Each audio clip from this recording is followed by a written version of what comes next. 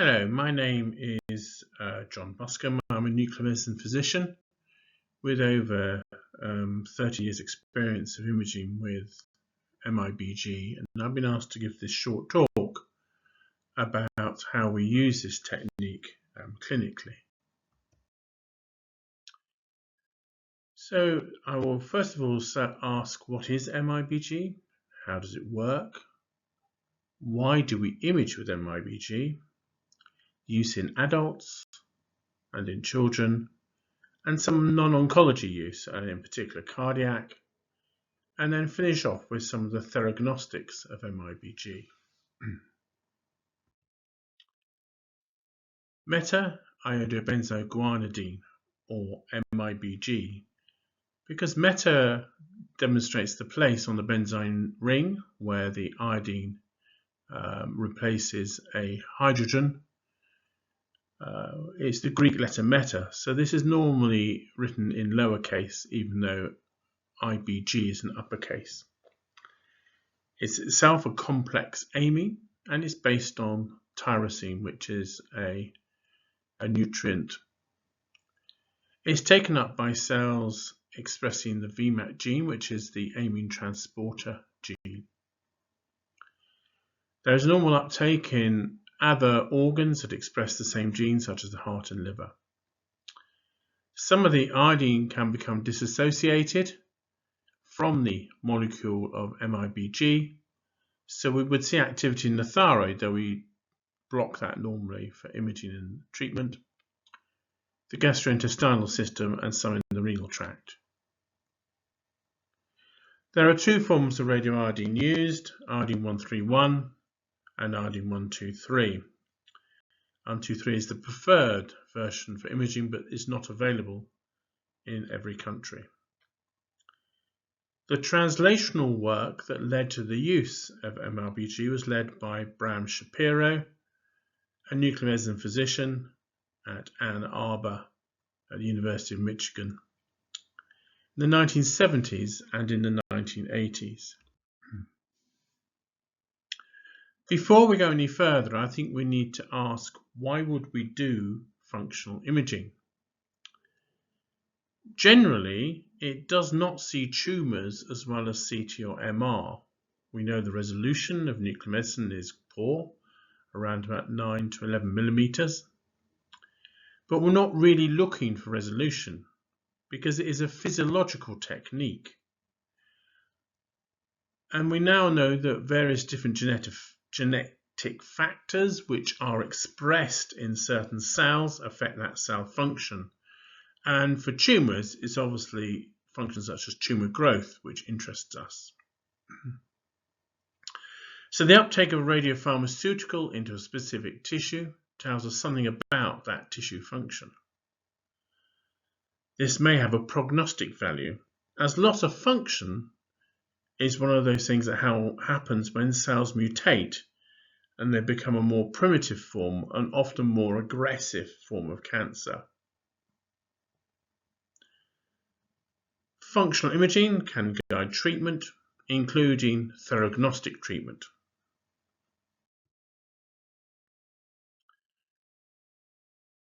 mIBG acts as a forced substrate for adrenaline, and it's taken up, as you said, by the VMAT system. There are two systems, one in the cell wall and two which we're not really interested in the synaptic vesicles. So these are transmembrane proteins with active transport, and they take into certain cells any amine that can be translated into adrenaline or noradrenaline. That are things like dopa, tyrosine, methyl dopa, and mIBG. The cells that do this have a common mechanism, and they're often called APUD cells. Tumours of these cells are called APUDomas, and this was a term proposed by Pierce looking at the biochemical nature of these tumour cells. And they're a family of cells which demonstrate amine, precursor uptake, and intracellular decarboxylation. And that stands for APUD. Now, when you look at these cells under the microscope, there are several things that are common. They often have quite a lot of vesicles, but they also produce various regulatory peptides such as chromogranin, synaptophysin, etc. Now, chromogranin is particularly useful in neuroendocrine tumours, as it's often excreted in neuroendocrine tumours, and neuroendocrine tumours have a habit of being APUDomas. Not all of them, but a lot of them have the same features as an APUDoma. But APUDomas themselves are wider than just neuroendocrine tumours. Originally thought to have arisen from the ectodermal ridge in the embryo, it's now thought that many of these are actually of gut origin.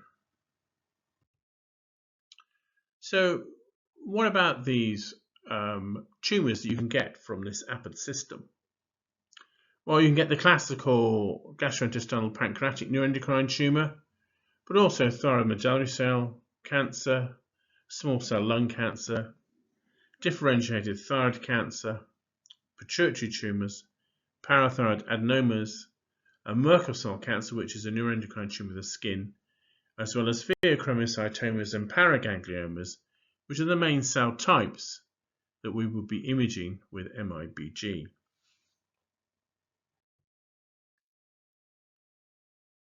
So these are some of the early papers coming out of Michigan on the imaging and therapy of using mIBG.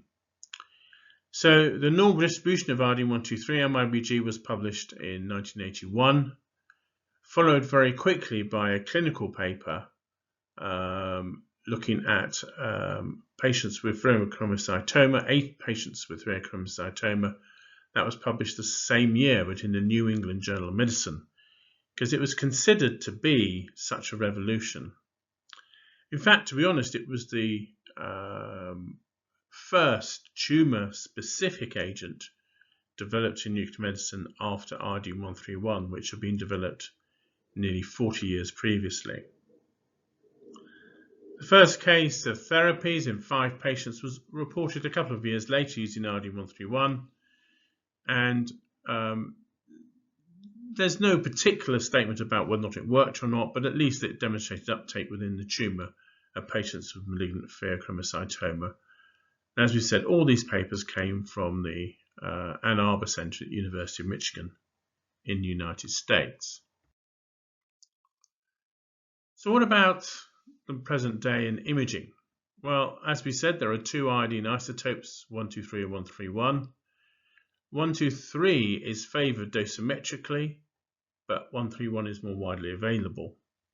Now, because you have better dosimetry with 123, you can give more initial activity, 300 megabecquerels versus only 100 megabecquerels for iodine 131. So 100 megabecquerels is around about 3 millicuries, if you think in millicuries.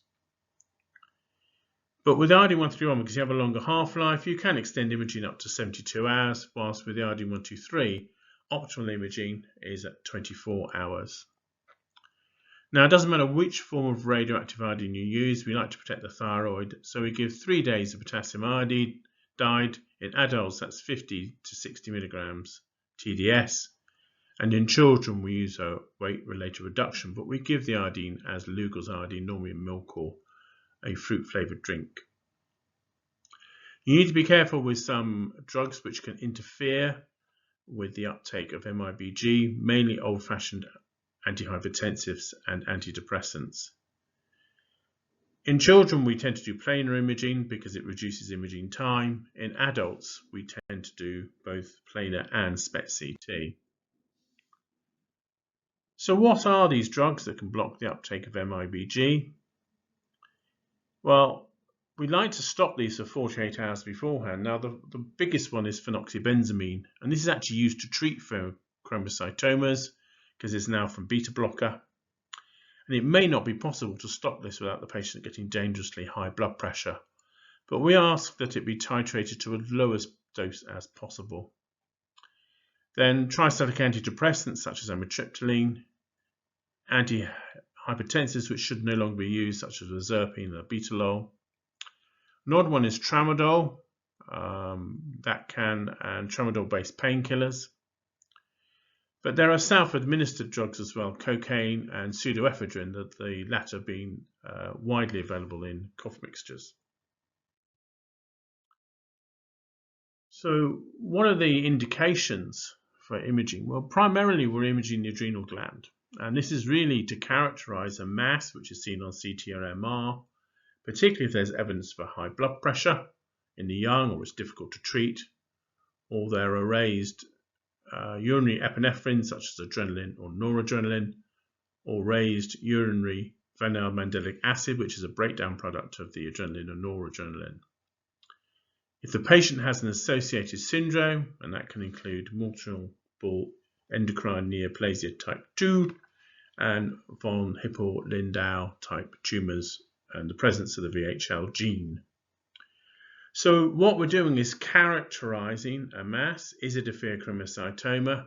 And if it is, when that's removed, the patient will need to be both alpha and beta block during surgery.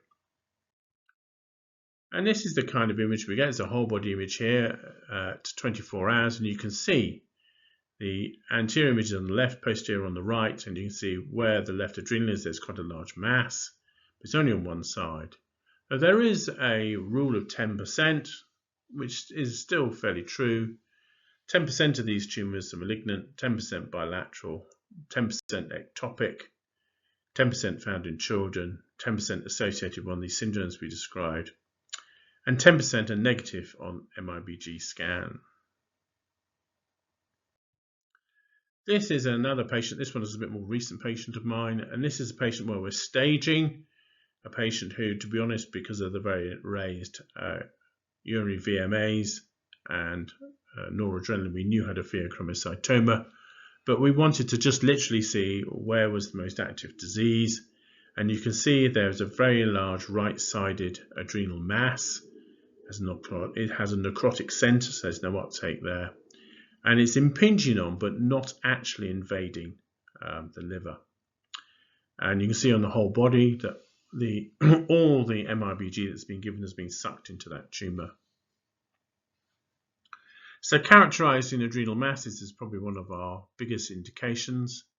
Another indication is if patients still have elevated VMAs after resection and may have some residual tumor or metastatic tumor that just isn't seen because of the large primary sucks up all the mIBG. And here SPECT-CT is particularly useful, and this is that first patient that we saw. They had their pheochromocytoma removed, but they had persistently elevated VMAs. We went back 6 weeks post-surgery, did another study with, this is with RD123 mIBG, and you can see there's a very small sub 10 millimeter nodule of residual adrenal tissue that was left behind, and they needed to go back and remove this.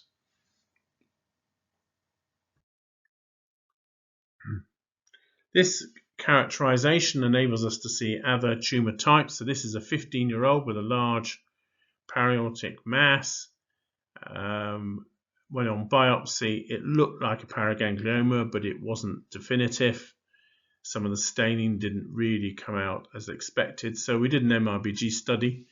And you can see here that it's not as stunning as it is with the pheochromocytoma, but the mass does have rather non-homogeneous uptake of mIBG. Now, the low uptake probably means that this tumor is beginning to de-differentiate. In particular, there may well be a defect in something called succinate dehydrogenase. So the role of succinate dehydrogenase is that it sits in the mitochondrial membrane, and in the Krebs cycle, where we're burning our glucose, it turns succinate into fumarate. It has 4 subunits, and its subunits B and D, which are the ones where there can be a defect that can affect the cell metabolism. So B and D are the most common ones, but when you have, for example, a B which affects more patients than D, these are the 10% of patients that are not mIBG avid. The reason for that is unclear, but because the body cannot turn the succinate into fumarate, large amounts of succinate are released into the cell and beyond the cell into the patient, and these tend to drive tumour growth. So these tend to be quite malignant, and that's why loss of mIBG is related to increased malignancy. In children, the main tumour we're looking at is neuroblastoma. It's the most common extracranial solid tumour in children. We have about 150 new cases per annum for a population of 70 million. So if you know the population of your country, you know roughly how many new cases there are each year. The incidence seems to be common over the world, but it represents 50% of the solid cancers in children under 2. So neural crest origin. It can develop anywhere along the sympathetic nervous system and can metastasize anywhere, but particularly to bone and liver, with possibly lung and brain being other sites as well. Because it's children, we would like to use the iodine-123 mIBG if it's available. Also, we can give more activity. Remember, these patients are often very small, so we often give them very small amounts. We need to protect the thyroid. This is done with Lugol's iodine. Those drugs that we were talking about, they're not indicated in children, so that's not an issue. But you may need to sedate the child, and you may need to be able to perform planar imaging. It can be used to stage the tumours and identify how malignant it is, because again, once these tumours lose their ability to get mIBG, they are becoming more malignant. So between 85 and 90% of neuroblastomas have uptake of mIBG. We can use it to look for unexpected sites of disease. Remember, the image quality might be an issue here. So this is a 13-month-old, and you can see here there is focal uptake of mIBG in the bones, you can see in the legs, the spine. As in the anterior view, you can see uptake in the liver, and you can see there's uptake in the lungs. So this patient has quite significant widespread metastasis and is stage 4. If there is no uptake of mIBG, then it may well be that this is transforming to a more malignant form, and these are normally very positive with F18 FDG PET-CT, which then becomes the imaging of choice in those that are mIBG negative. Non-oncological uses, there's a couple of these, but the one that's most commonly used is to look in the heart. As mIBG is an amine precursor, it has uptake into tissue which demonstrates innervation. So there's high concentration of innervated cells in the heart. Therefore, normally you see some myocardial uptake. When the heart becomes denervated, then mIBG uptake is reduced. Now we see that in conditions such as diabetes, particularly linked to heart failure. But it can also be seen in a condition affecting the brain, which is Parkinson's disease, particularly Parkinson's plus, such as multisystem atrophy.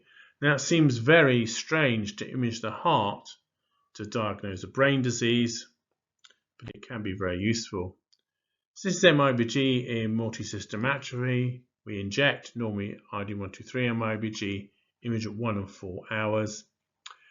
And if there is persistent lung uptake, so that you can see the lungs but not the heart, as long as the patient is not a diabetic that can cause heart denervation, then it's a diagnosis of multisystem atrophy. And if you do a heart to mediastinum ratio and it's less than 1.7, that is also a positive study. And here we see a patient imaged at 1 and 4 hours, and you can't see any myocardial uptake at all. You can just see liver and lung uptake. In fact, the heart to mediastinum ratio was 1.2 in this patient, and that was consistent with a diagnosis of multisystem atrophy. I used another term earlier on, theragnostics, and this is the mixture of imaging and therapy. And right back at the very beginning with mIBG, if you remember, from the University of Michigan, they described cases where they did imaging and they did therapy. And they did the imaging with the 123 and the imaging and the therapy with the 131. So in nuclear medicine, we're as interested in treatment as we are in imaging. with the guardian principle that if you can see it, you can treat it. And we use paired isotopes. So here we have iodine-123, which is gamma emitting, which is good for imaging, and iodine-131, which is a mixed gamma and beta. So you use the gamma for imaging and the beta for therapy, particularly if we give high enough activities. So we might either do an iodine-123 or a low activity iodine-131 mIBG, such as a 3 millicurie or 100 megabecquerel scan. And then there is uptake, we would then consider a higher activity, 3.7 to 5 gigabecquerels, i.e. 100 to 150 millicurie for treatment. What are the indications for treatment with iodine-131 mIBG? Well, they're based on the ENM guidelines for adults, pheochromocytoma, paraganglioma, children neuroblastoma. We have very little data, but other people use them for some neuroendocrine tumours, particularly those that are positive on mIBG scanning, who are unable to have PRRT with lutetium dotatate because they're not gallium-68 dotatate positive, or they've already been treated with that, and they then have progressive disease. This is one of my patients who had a metastatic gastronoma. This did not have uptake of the gallium-68 dotatate somatostatin, but had uptake of mIBG in liver metastasis. The patient was quite symptomatic from their high gastrin levels, so we treated the patient with 3 cycles of 3.7 gigabecquerel, 100 millicurie of iodine-131, and there was a good clinical response. The tumours didn't change much on size on CT, but the gastrin levels dropped by around about 90%, which enabled the patient to have a much better lifestyle. And the arrows there are pointed to some of the focal uptake of mIBG in the liver in the known tumour metastasis. So how do we give the mIBG? Well, obviously it's very radioactive, so we have to be careful how we do it.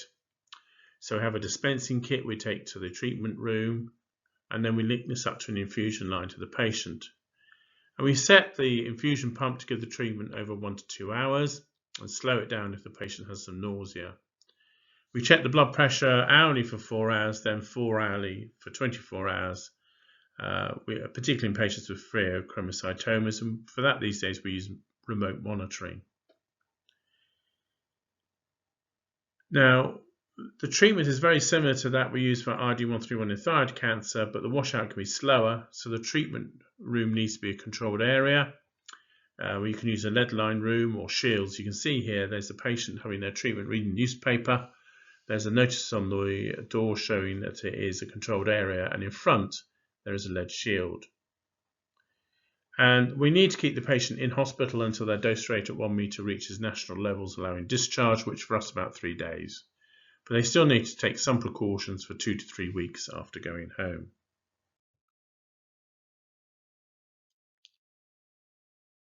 So what are the side effects? Well, with standard activities, very little toxicity, maybe some mildly reduced platelets at 3 to 6 weeks. There are some centers that give very high activities, 20 to 40 gigabecquerels up to 1,360 millicuries.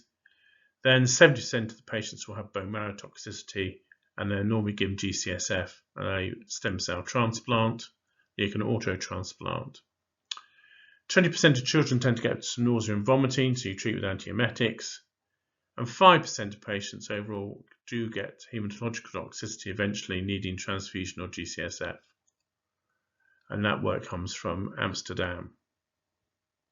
Unless you give potassium iodide in adults and Lugol's iodine in children, all patients will become hypothyroid. Now, because there's a lot more radioactivity around in the treatments, we give that not for 3 days, but for 7 days. So how good is it? The best data we have are in mixed neuroendocrine diseases. This is some work from Duke University in North Carolina, and they looked at 98 patients, and they found an overall median survival of 25 months. But if they got good symptom relief, that overall survival went up to 57 months. But they need to give at least 15 gigabecquerels or 400 millicuries in divided doses. They noted that CT was a very poor predictor of long-term survival, or CT changes anyway. This is a picture from a colleague of mine showing very good uptake of mIBG within liver metastasis. This is actually a classical carcinoid. Again, they had failed treatment with the lutetium dotatate. So this is some work that we did a few years ago when I worked at the Royal Free Hospital. And here we looked at what was the best marker of response. So there are two panels of Kaplan-Meier curves. So if you look at the left-hand panel, it says symptom relief. So the pink line are those that get symptom relief. The green lines are those who don't. And you can see there's a significant difference in the cumulative survival between the two groups. In fact, by 6 years, those had a good symptomatic response. Over 60% of them were still alive. In terms of CT response, there was a trend that the bigger the response on CT, the longer the survival, but it wasn't as strong a link as symptom response. And this has been confirmed in a further study of 125 patients with pheochromocytomas and paragangliomas treated with mIBG, again at Duke, and that was published in 2019. Another piece of work that was done here looked at what was the best predictor of long-term survival, and changes on CT predicted survival in around about 25% of cases. Biochemical was better than the 45%, but the absolute best was symptomatic relief, where there was a 70% predictive value. So in many ways, interesting that I know that all our oncologists like to endlessly ask for imaging. In these particular cases, maybe they should just ask, does the patient feel better? And if they do, that's a better predictor of response than any changes on their CT scan or MR scan. And this was based on published data from 344 patients. So what are our learning points? Well, the reason for functional imaging with RD123, RD131 mIBG is to characterize the tumor that's been imaged. Uptake can be reduced with both the malignancy of the tumor, particularly mediated by mutations in succinate dehydrogenase. And that itself tells you something that's going on, because those mutations are driving tumor growth. In adults, we mainly do pheochromocytomas and paragangliomas. We can do some neuroendocrine tumors as well. In children, it's neuroblastoma.